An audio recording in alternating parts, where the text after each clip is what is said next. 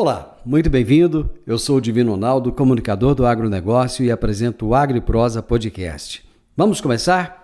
Esse episódio tem um oferecimento da Organic Brasil.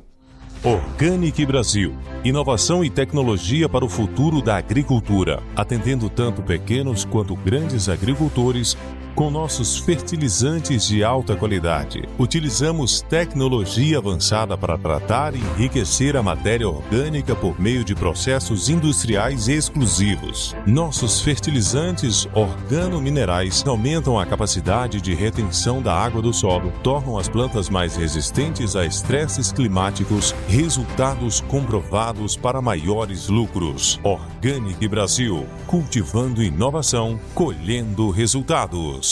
Agro e Prosa, apresentação Divino Ronaldo. A minha entrevistada de hoje será a Mariana Rossetti, médica veterinária, consultora técnica da MKSAB. E o tema da nossa entrevista será Desafio Sanitário para a Suinocultura do Desmame à Engorda. Olá, Mariana, tudo bem? Olá, tudo bem, Vivini, com você? Tudo ótimo. Como é que estão as coisas em Itu? Tudo certo por aqui, tudo certo. Itu ainda tem aquele um orelhão gigante? Tem um orelhão, tem o semáforo, ainda tem as atrações gigantes aqui. E as pessoas ainda vão para Itu para ver essas coisas? Vão, durante os finais de semana tem bastante turista para visitar aqui, tem sim. Legal, bacana. Por que você decidiu ser médica veterinária? Eu sempre gostei bastante desse meio, assim, um pouco mais rural, digamos, né? Sempre fui mais do campo do que da cidade. Então, a medicina veterinária sempre foi algo que me encantava, né? Meu pai é veterinário, inclusive.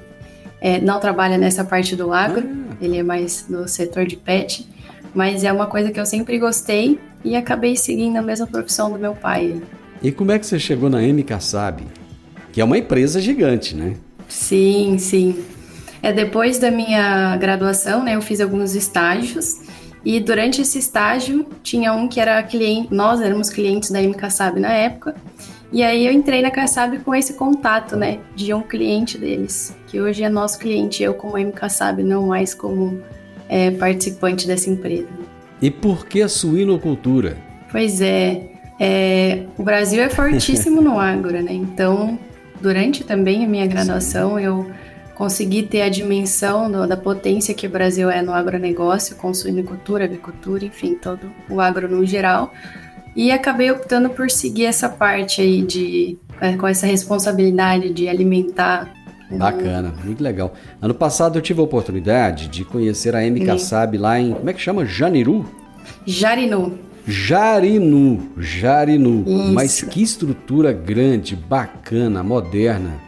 Exato. A gente tá com esse lançamento aí, vamos dizer, né, que é Jarinu, que a gente tem a fábrica, né, então a gente ficava lá em São Paulo, nossa matriz era em São Paulo, nossa fábrica era em São Paulo, e aí agora a gente migrou para Jarinu. A nossa estrutura é super nova, tem uma tecnologia incrível, nosso potencial de produção também é excelente. E é uma beleza de ver, assim, uma coisa muito, muito legal. E a gente está sempre buscando oferecer o melhor aí para os nossos clientes, né? Com qualidade, com segurança. Mariana, quais são os principais desafios sanitários enfrentados pela suinocultura do desmame à engorda aqui no Brasil?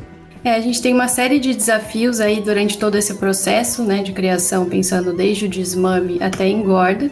E esses desafios são divididos basicamente em dois grandes grupos, vamos dizer, né? Então, a gente tem os desafios entéricos e os desafios respiratórios. Ambos podem ser causados por vírus ou bactérias, né? Então, independente da espécie.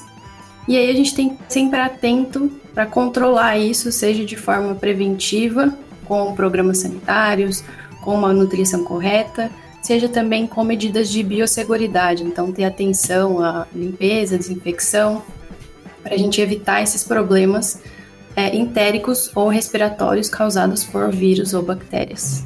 Explica para a nossa audiência o que significa problemas entéricos. Problemas entéricos são os que acometem o sistema gastrointestinal, ou seja, todo o sistema digestivo, desde ali de estômago até principalmente intestino. Então, hoje muito se discute em saúde intestinal, né?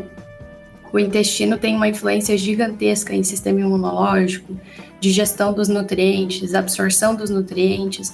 Então, tudo que pode danificar o intestino, né, que a gente fala de sistema entérico, prejudica aí a criação do animal e até no final todo o desempenho dele, né, como produção, a geração de carne lá no final. Dizem que o nosso intestino dos humanos é o nosso segundo cérebro. Sim. Nos animais, o intestino tem a mesma importância? Tem a mesma importância. A gente, inclusive, usa o mesmo termo, dizendo que o intestino é o segundo cérebro. Então, tem total influência, o intestino tem uma importância gigantesca e a gente tem que cuidar para ter, principalmente pensando até em imunidade, por exemplo, se você não tem uma boa qualidade desse intestino, uma boa formação, você não consegue ter uma boa imunidade, não consegue ter uma boa absorção. Então é exatamente a mesma coisa que a gente considera para os humanos, para os animais. Tem alguma bactéria que pode ser mais comumente encontrada nesses animais?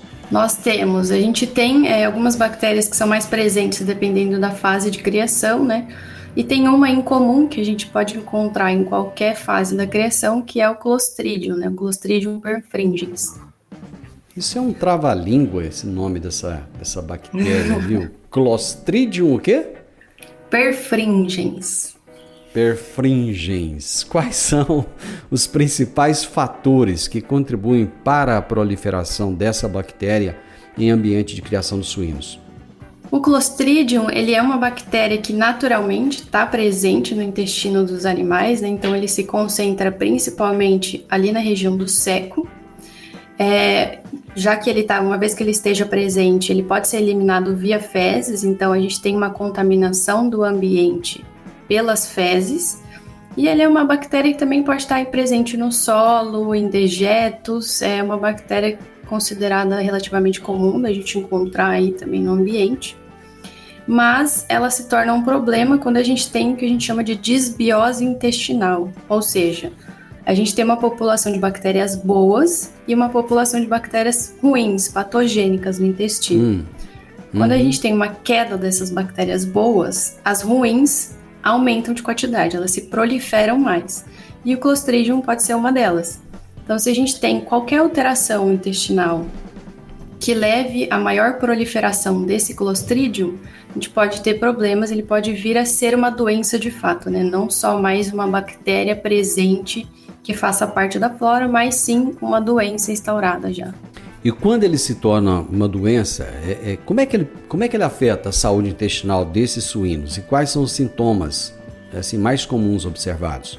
Então, por se tratar de uma bactéria presente no intestino, os principais sintomas são relacionados a esse trato intestinal. Então, a gente tem diarreia, certo, que ela pode ser sanguinolenta. Essa diarreia também pode ser aguda ou crônica. Aguda quando ela acontece de forma mais rápida e mais grave, né? E crônica é uma diarreia que dura mais e ela não necessariamente é tão intensa, tão perigosa de início, mas ela é algo mais duradouro. Então, o principal sintoma sempre vai ser relacionado ao intestino, diarreia. E aí, por consequência, a gente tem desidratação, o animal para de comer, de consumir, pode ter febre, reduz também o consumo de água, e tudo isso influencia no desempenho, né? A gente tem menor peso, pode ter mortalidade, pode levar à morte súbita também. Quando você falou de sanguinolenta, é a presença de sangue nessas fezes, é isso? Exato, fezes com presença de sangue. Por que tem sangue nessas fezes? O Clostridium, ele vai se multiplicar e ele vai gerar uma toxina. Então, o problema que causa os sintomas e a doença é a toxina gerada por essa proliferação de Clostridium. E essa toxina danifica a mucosa ali, as células que compõem o intestino. E esse dano das células do intestino vai acabar gerando esse sangue presente nas fezes.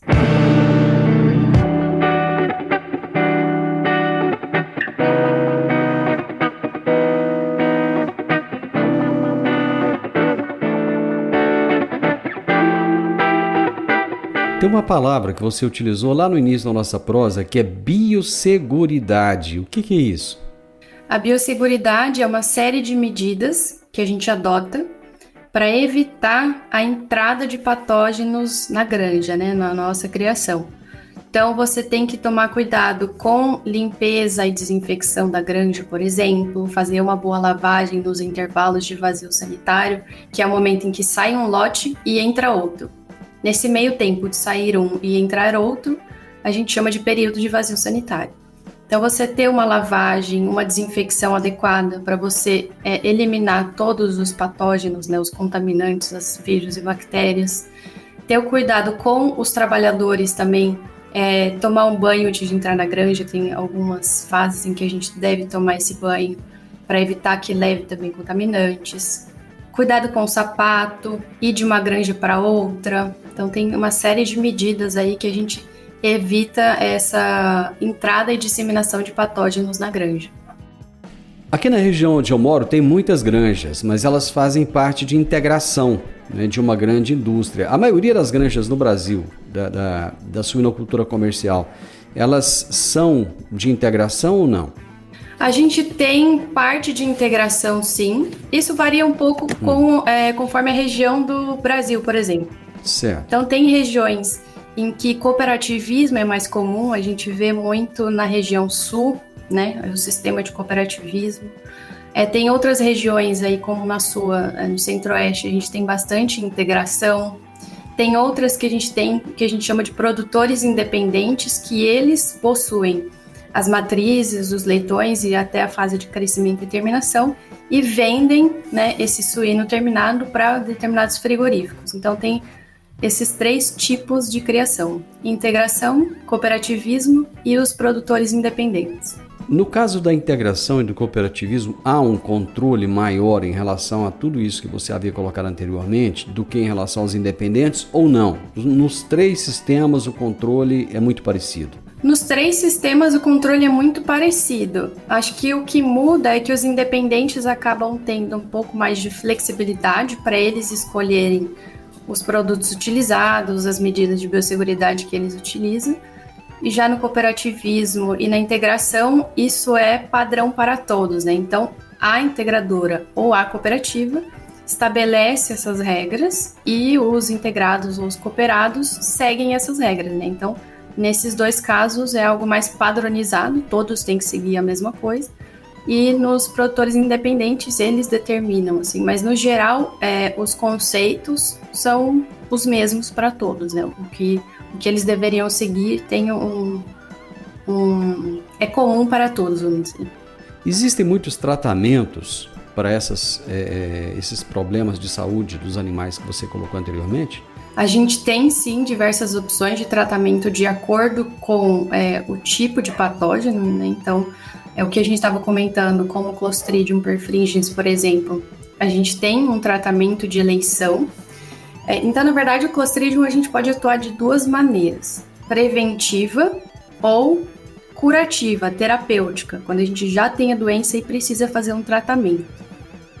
Para ambos os casos, a gente vai utilizar moléculas de antibiótico. E a molécula de eleição que a gente tem hoje é a bacitracina. A bacitracina é um polipeptídeo, né, um antibiótico do gênero polipeptídeo, e ela tem essa ação em bactérias gram-positivas. Bactérias gram-positivas é só uma classificação de acordo com a composição da membrana da bactéria, tá? Então, as bacitracinas, elas têm essa ação em bactérias gram-positivas, como é o caso do Clostridium perfringens. Ele é uma bactéria gram-positiva. Qual que é o grau de eficácia desses medicamentos? A bacitracina é eficaz para o tratamento de Clostridium, seja preventivo, seja curativo. Então, a gente tem diversos estudos, é uma molécula com uma quantidade bem extensa de pesquisas, de artigos, de publicações científicas. E a gente pode atuar como preventivo via nutrição, né? A gente acrescenta o produto na ração, em dosagens como melhorador de desempenho. Qual que é a diferença do melhorador de desempenho para o terapêutico? Melhorador de desempenho seria a bacitracina em dosagens reduzidas, para ela ter um controle da população de bactérias do intestino. Então, a gente fornece o antibiótico em dosagens baixas para ele justamente controlar aquela população de bactérias benéficas, boas e patogênicas ruins, que eu citei ali na nossa conversa já. Então a gente consegue controlar isso e evitar que o Clostridium se prolifere. Então isso seria o tratamento preventivo. Já o tratamento terapêutico você faz quando você tem a doença já. Então você detectou que os seus animais estão com clostridiose, você entra com a bacitracina em doses elevadas, doses terapêuticas, para fazer o tratamento e curar os animais dessa doença. Você falou de antibiótico. Existe hoje uma grande preocupação por parte das pessoas em relação ao uso de antibióticos nesses animais. Por exemplo, fala-se muito de antibiótico em frango, né? É muito comum. Sim. Não existe outra opção a não ser antibiótico?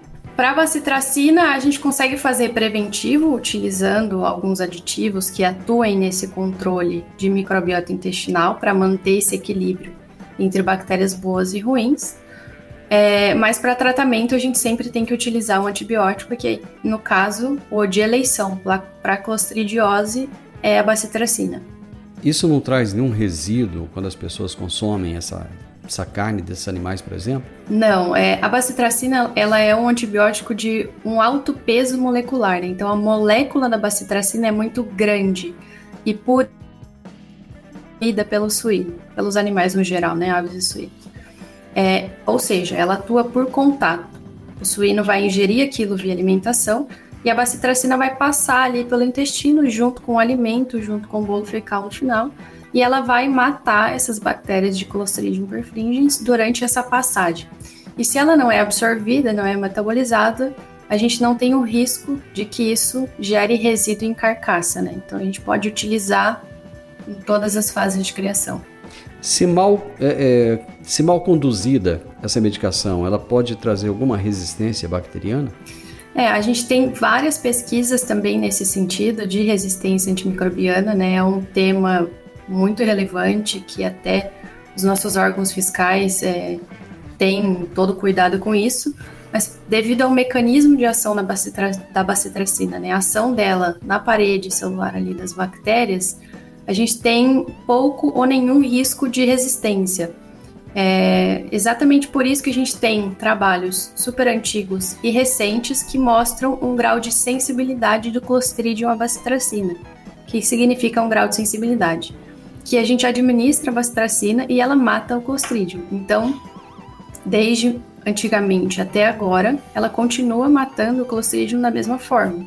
Isso nos responde de que não tem geração de resistência, né? Uma vez que o antibiótico segue funcionando nessas dosagens que a gente trabalha, significa que ele não teve essa geração de resistência, né?